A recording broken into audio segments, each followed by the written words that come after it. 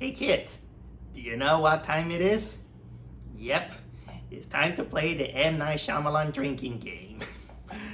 Because we found we got a new M. Night Shyamalan movie now, and it's gonna be obvious that for people who follow his movies, we're gonna pinpoint all the familiar tropes and mannerisms that he has in his movies. Yeah, man. M. Night Shyamalan, man. And so I went to see The Trap, and well, it's M. Night Shyamalan movie. What else I can say?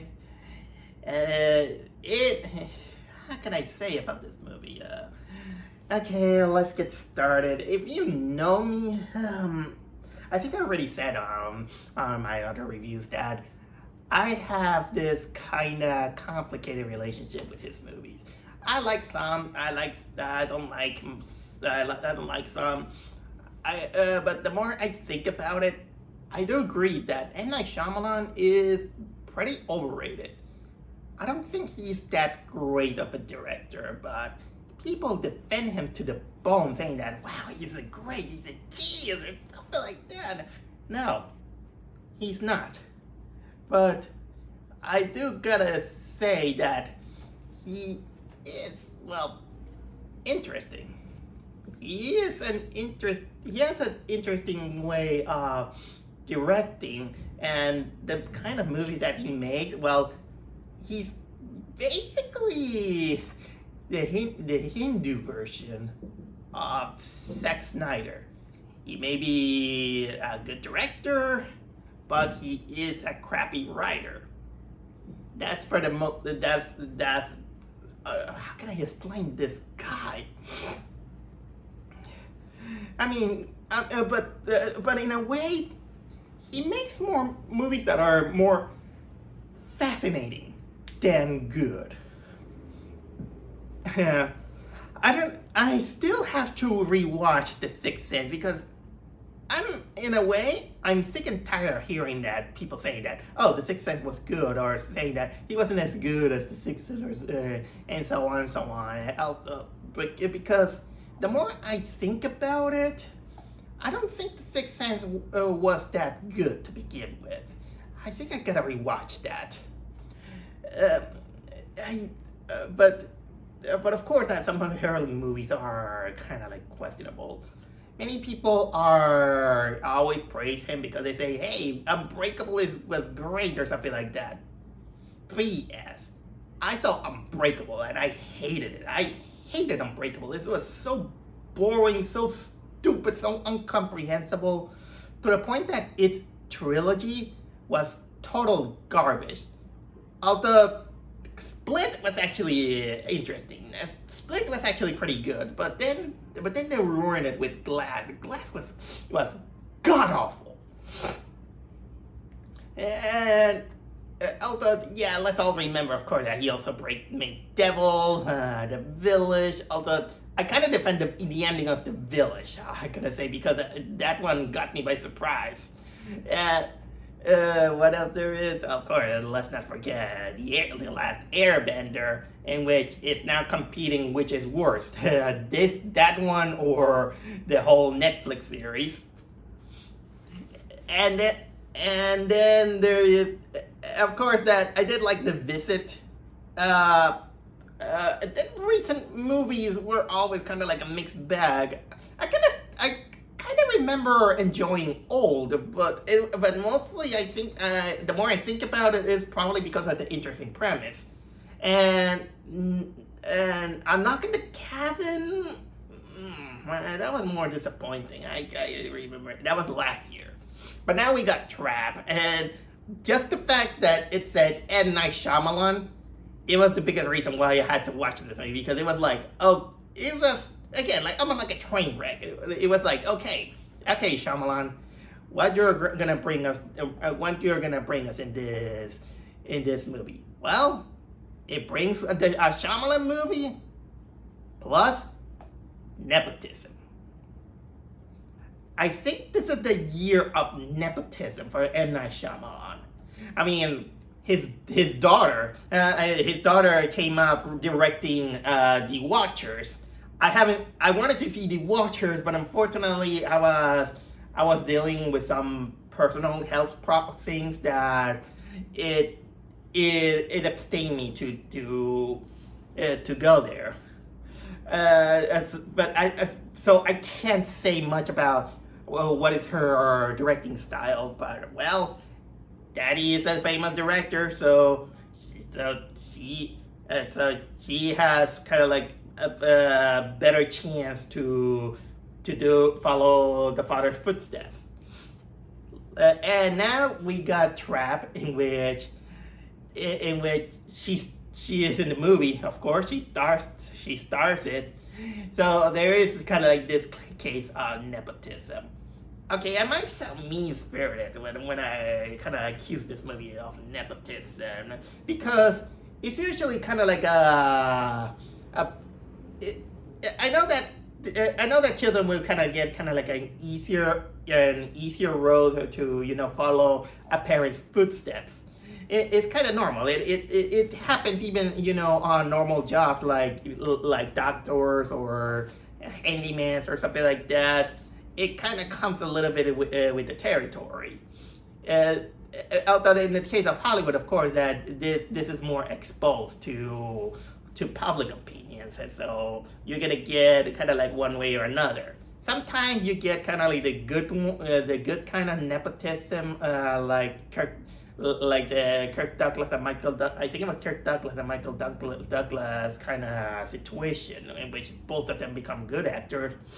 Or in the most horrible case, you're gonna get After Earth, the nepotism movie with Will Smith and Jaden Smith. Although the big difference is that of course After Effects had a very talented actor like Will Smith, until his fall, of course. And of course we got Jaden Smith, who is a total untalented hack. But okay, let's go back with Trap. Either way, there was kind of like a certain interesting premise that the movie kind of like how can I say promotes.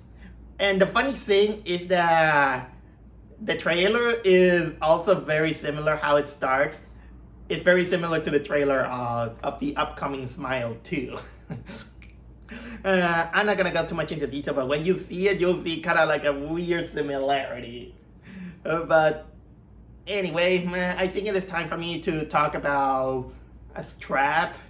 And not gonna lie, I have kind of like I have issues with this movie, and it kind of how can I say it? I want to say that this movie is kind of like in a middle ground thing on the term of taste. There are things that are executed well, and for the benefit of the doubt, this movie keeps the thriller. It keeps the thriller to the point that it makes you keep you on the edge of your seat. It has some good stuff that makes you stay. But the more you think about it, this movie is not exactly very good. It's very marred with problems in the sense of how people act, how the situation can be handled, some of the pacing issues. So yeah, this movie, it has a lot of it has the aspect of a good movie, but the whole Shyamalan mannerism, it kind of a little bit contaminates this movie.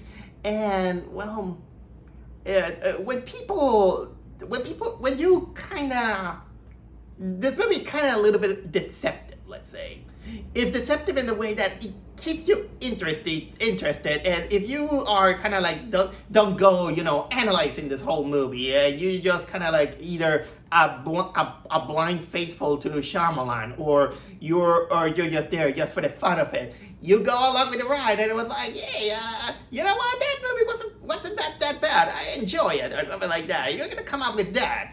But sometimes if you kind of just sit and then analyze, or like sometimes I tend to overanalyze movies sometimes. I was like, I gotta give movie credit for that, but I can't say that is a good movie because it has certain things that kind of rubs me in the wrong way. So this is why I suggest that every time that for these kind of people like me, every time you go to a Shyamalan movie, you gotta get ready a bingo card and then turn it into a drinking game. That's what I did. Although I don't drink alcohol, I drank a big bottle of water that I carried. I was doing some other stuff during that day, like for example, giving myself a haircut. And it was very hot outside, so I didn't brought my water bottle, so I had to buy a big one from the supermarket. But okay, I think I talked enough about my experience with the movie and my initial thoughts. Let's go on and analyze this movie. So the movie stars a father and a daughter. The father is played by Josh Hartnett. I don't know much about this guy, but I know I saw his IMDb and he was on Halloween H2O. But here's the thing: he plays a father named Cooper, and he's with her daughter, and they're going to see they go to a concert that stars this woman named Lady Raven. Lady Raven, she's played by Shyamalan's daughter, Sakila Shyamalan.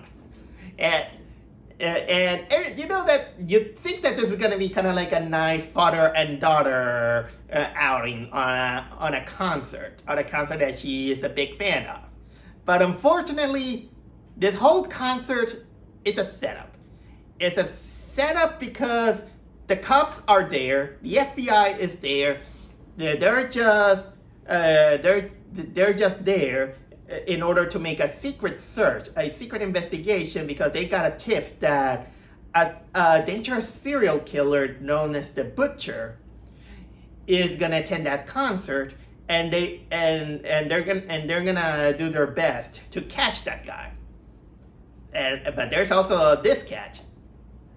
Our protagonist Cooper, he is the killer. He is the serial killer.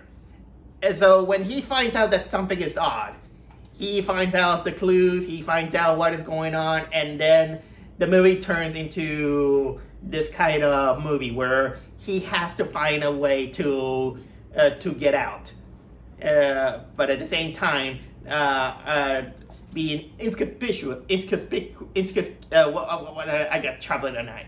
Let's say that he just tried to hide his identity from not only from the cops, from the audience, but also from his daughter. Guess what? That's only half of the movie. Almost half of the movie it goes into that route, but then it turns into kind of another movie in the next one, which I'll get to that. But this is where a little bit of the Shyamalan pacing kind of suffers in a bit. I mean, yeah, we know that Shyamalan is kind of notorious to giving us kind of like those, well, quote unquote, clever twists. Sometimes it goes very clever, or sometimes it goes, how can I say, wow. I'm gonna say that probably in my head, the best twists that Shyamalan has ever made are either from The Village, although many people hated that one, or The Visit. Those are the ones that are on my top of my head that are kind of like the best twist that he ever made. In this one, it doesn't have too much of a twist. Let's say in the term of storytelling, the twist is more on the pacing, in which it goes like, okay, we finally jumped into the main scenario. Nope, We jumped into the next scenario. Then we go into another. No, 5 more minutes. 5 more minutes. It was the movie that it kept going, and I was like, and people were like, my God, how long is this gonna take? So for a movie that is only an hour 45 minutes, I think it was. Let's see here. Let's confirm it here. Here, an hour 45 minutes. Yes, it made it feel a little bit longer than expected. And you know what? It doesn't help that AMC has this tendency to give us like 10 minutes of trailers, or sometimes 30 minutes of trailers. AMC, don't show all the trailers. Give us at least kind of like 3 or 4. And that's it. Go on with the movie. But either way, it isn't, to be fair, even with those scenes, at least the thriller aspect, it kind of works. It keeps you at the edge of the movie, but it's mostly because the movie the execution is so interesting that it keeps you interested. And this is where I jump in, with the characters. Let's say that Josh Hartnett, he is probably the silver lining that this movie has, because the guy carries the movie. He carries the movie playing this dual role in which he is a caring father, in which he's having kind of like a good day with his daughter, but outside he's an asshole. He's a monster. He makes horrible stuff, and the way he does it in order to try to evade the police, it's just despicable. He goes so far and beyond to harming people, and that says a lot about this guy. Let me think about just checking something. He made a lot of despicable things in order to try to do things, but at least he's clever. The guy is very, very clever. And then, of course, you see him that something is wrong with this guy. And, of course, during the final moments of the movie, that it finally showcases true colors. And you know what? When he shows his true colors, he is scary. Not gonna lie, he is scary. He really managed to bring out, the performance. I'm not gonna say much about this guy, but the closest thing I can say is that the guy has serious mental problems, and it is also linked to that he is a very obsessive compulsive man.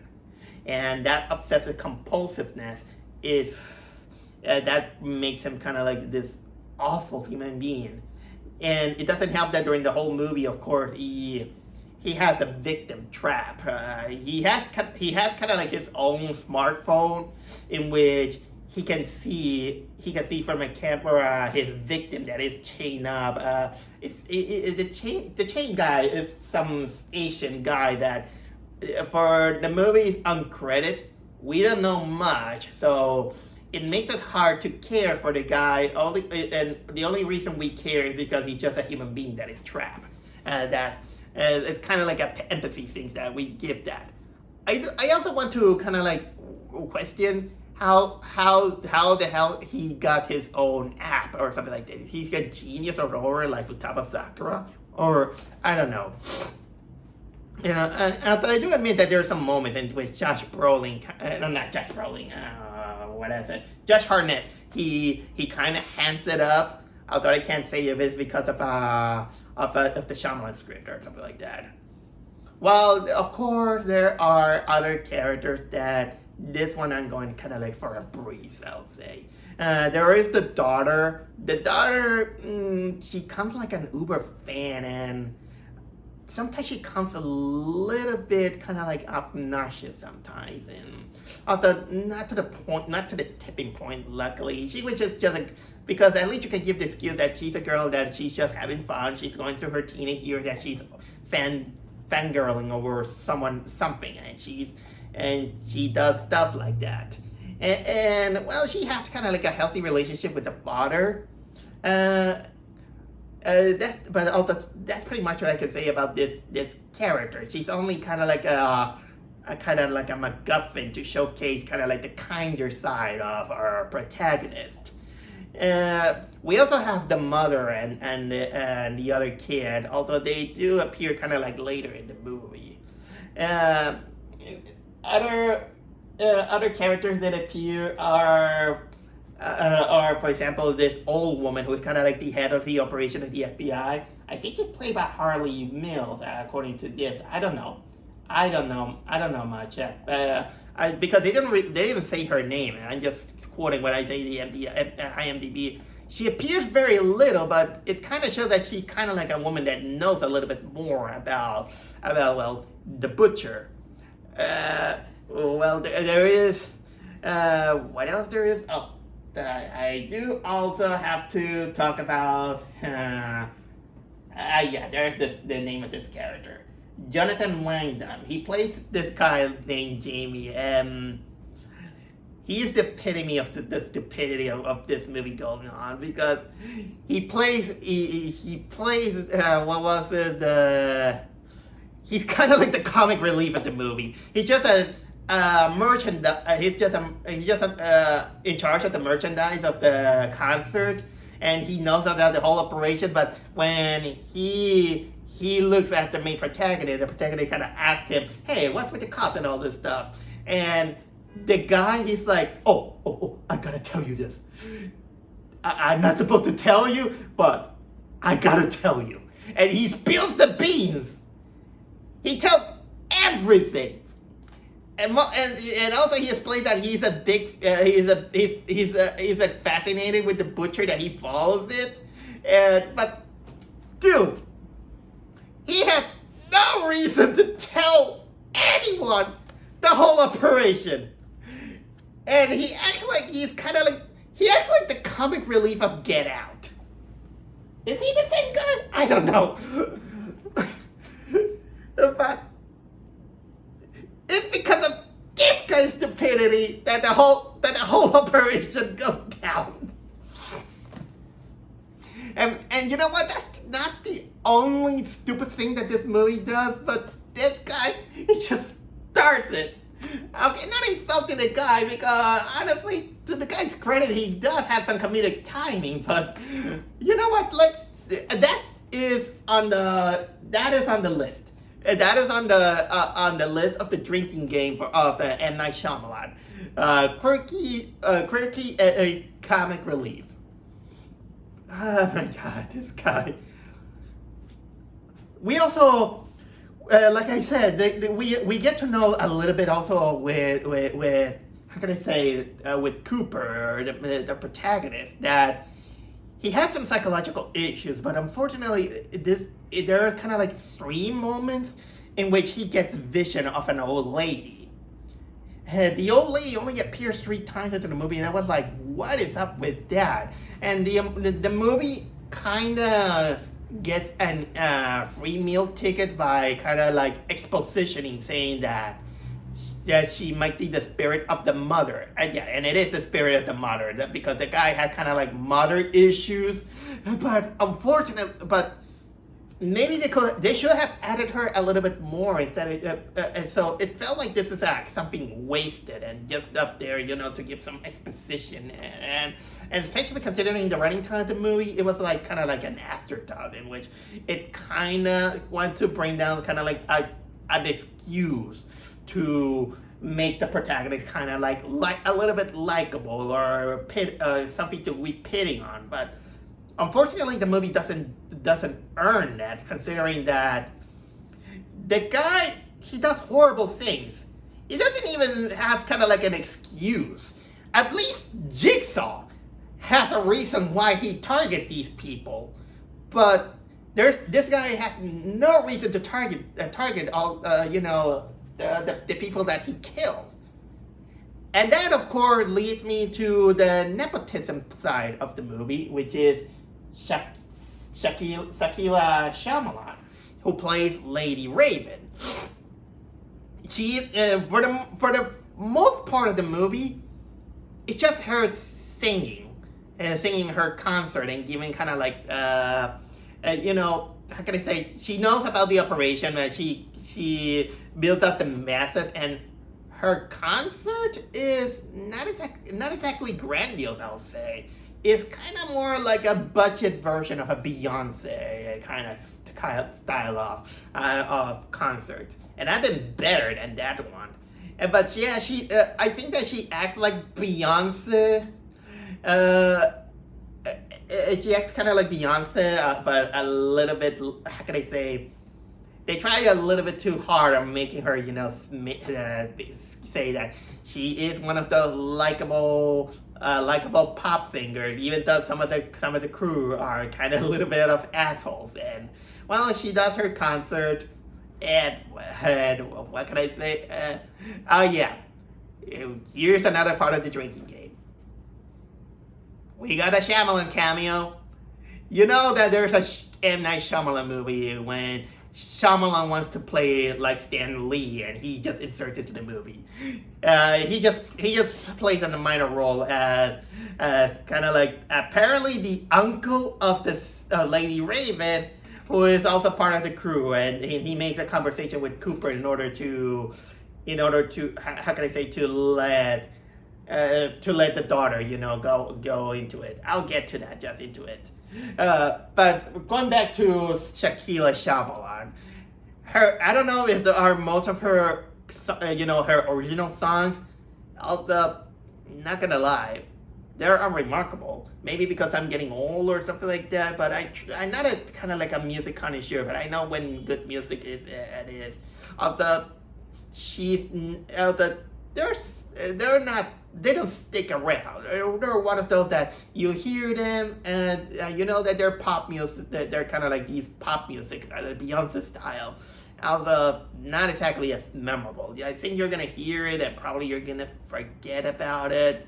And maybe there are a few of them that are kind of like okay, but it's just one of those concert songs.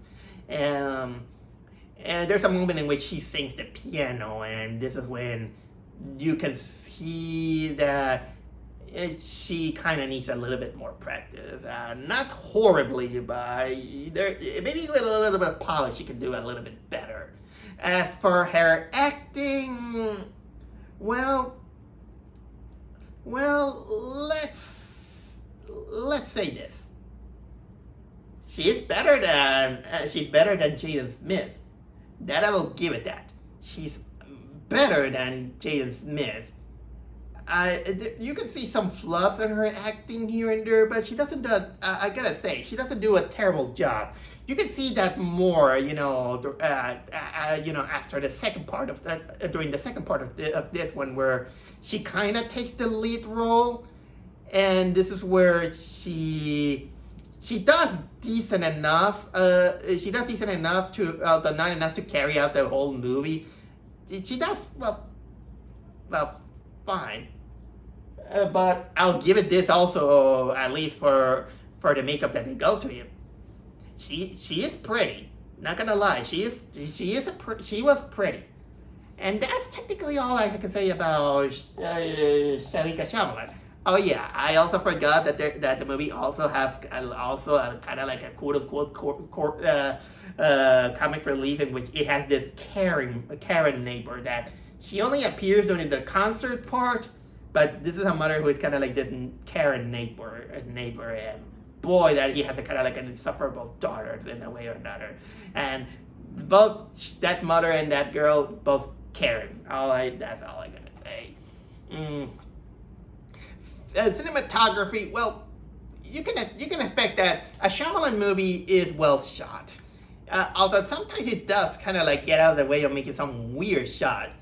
The one that comes into my mind is that whenever the Karen neighbor reaches Cooper, sometimes the camera shifts to kind of like in a first person shot in which the woman is like, "Hey, how's it going?" And then the camera then go to Cooper just watching her, and then you see the character's back of her head, and then change the effect, and she continues the conversation. And for a while, I was thinking that probably Cooper is talking to a stunt double or a mannequin, and probably they didn't get that actress until the last.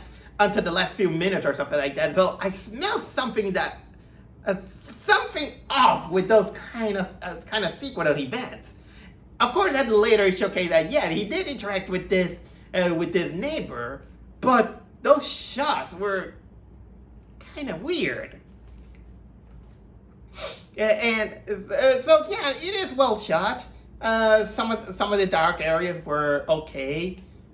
The pacing is what almost kills this movie. Like I said, it's just kind of like this big thing on a concert, but then we jump for the concert. We think that the movie is finally going to be over. We're going to go to the climax, but now we jumped into kind of like a second part in which it turns a little bit into a different movie regarding the whole thing. And then we finally think, okay, now the movie's finally going to end. No, 5 more minutes. And then finally it gets there. And the movie kind of gets a little bit frustrating in a way because our main protagonist, sometimes he gets a little bit too smart sometimes. He's basically kind of like indestructible. He's too clever. He gets too clever to the point that people, they get frustrated. No wonder people, they need kind of like 40 or 50 cops in order to catch one guy.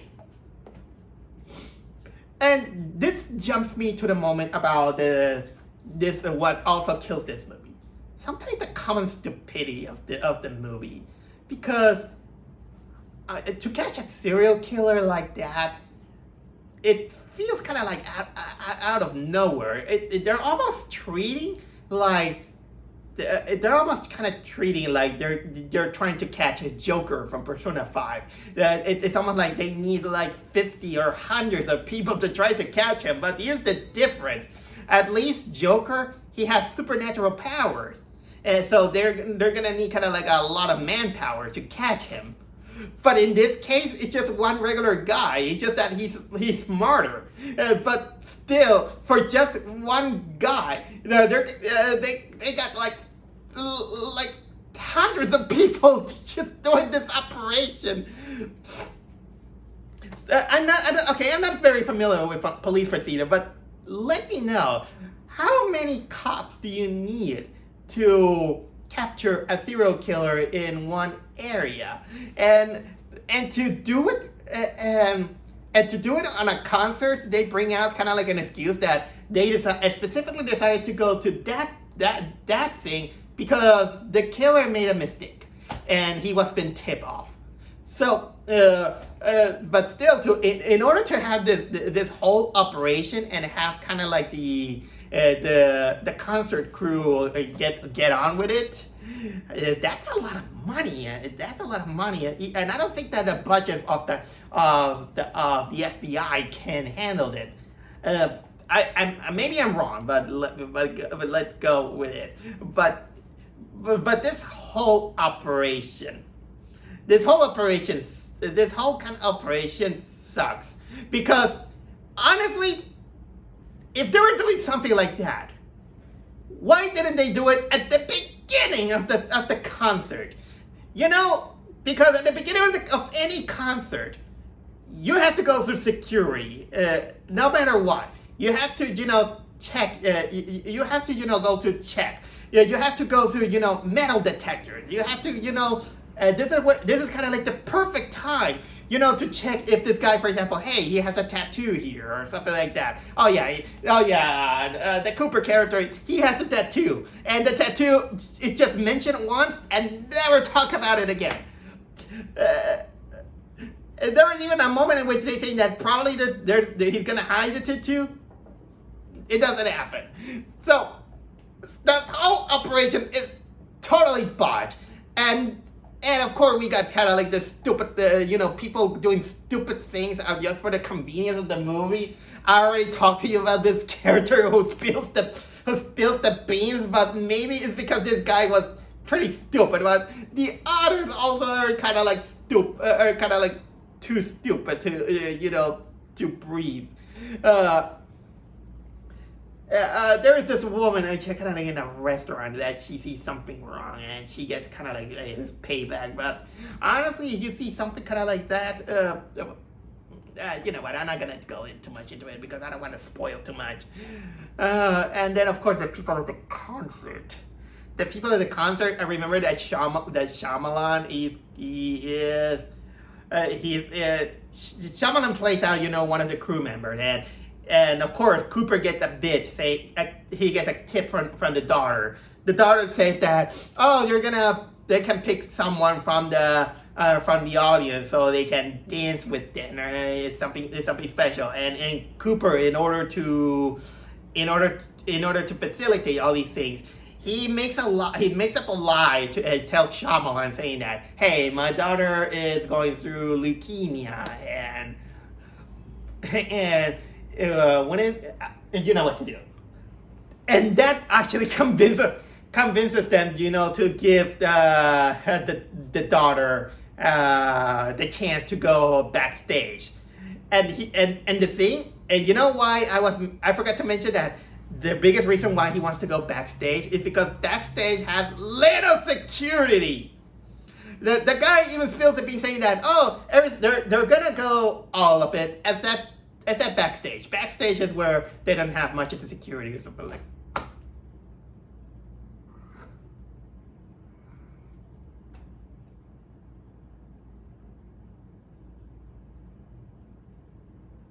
When you're making an infiltration on a place, they could go anywhere, even backstage.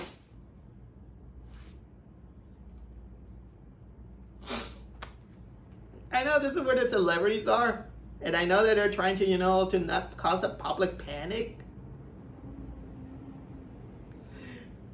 The more I think about it, this is kind of like the worst kind of sting operation I have ever heard. The more I think about it, it gets more dumber and dumber the more I think about it. And you know what? That's only half of the movie. Because Cooper kind of then do some stupid dumb shit. And then they let them, go backstage, all of them willy-nilly, and they begin to treat them like they're special. They kind of like they're special. They kind of treat them like they're friends. And I know that there can be a kind of like a moment in which a celebrity kind of begins to know a fan better, but honestly, they do kind of have to take some precaution, and they don't, overly pamper that, the fan. Oh, now that I remember, it's a big coincidence that the daughter's name is Riley, and when I heard the name, the Inside Out / white people problems scenario came to my mind. So, you know what? To make this movie even funnier, let's try to imagine that this is the kind of like the spin-off or a sequel to Inside Out, and we see this is Riley from Inside Out. You know what? She doesn't act too different, but that kind of makes it a little bit of an awkward scenario, thinking that, okay, this is Inside Out, but this time we finally see that the father turns out to be a serial killer.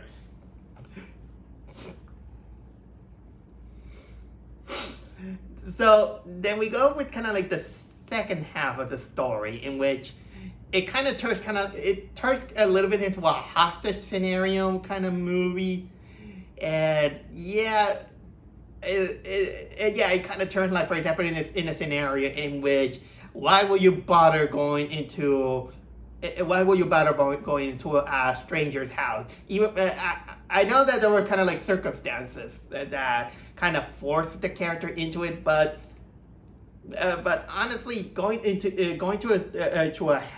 house as a fan, this is something that a celebrity should not do.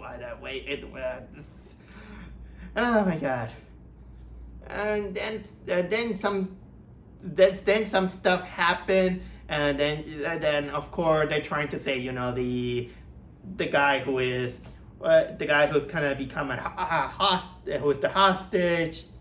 And not gonna go too much into the movie. Then, of course, the movie there's kind of like also a very dumb moment almost at the end of the movie. You're gonna see what it is, but the only clue that I'll say is that why would you let him do that? And of course, the movie ends kind of like this cliffhanger. It kind of is like a cliffhanger, and then the end.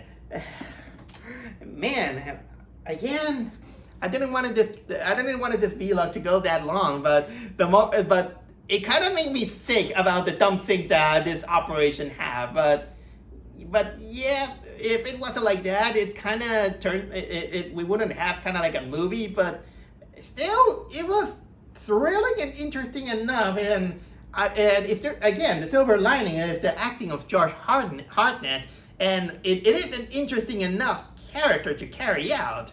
And the more I think about it, it does feel a little bit like Heavy Rain, in which okay, I'm not gonna say too much about it for people who didn't play the game, but it has an interesting perspective, although it kind of makes you kind of like, I don't know.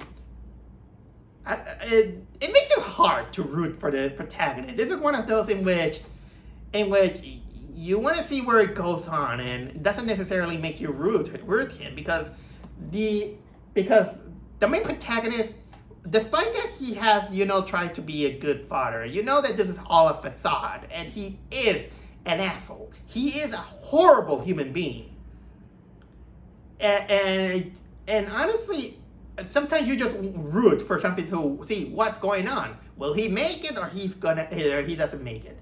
But either way,